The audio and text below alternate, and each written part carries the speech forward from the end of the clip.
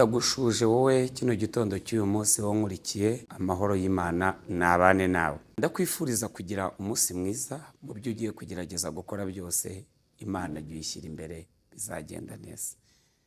Reka nkubwire ibintu bine Imana iri bugukorere nuyemerera. Icya mbere, Zaburi ya 32 umurongo w'8, Bibiliya iravuga ngo nzakwigisha. Reka uyu munsi Imana ize kuza kukwigisha mu nzira zawe.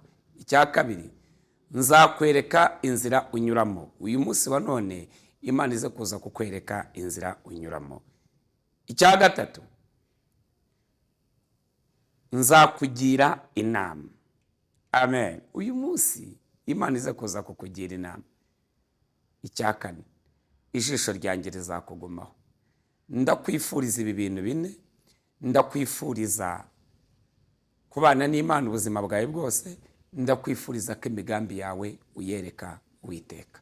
Imana iguhe umugisha, Imana ikwishimire, Imana ikunezeze, Imana ikwiteho. Ubuntu bwayo bukomeze bubane nawe. Ntukagire icyo uburira mu biganza bya Yesu. Shalom.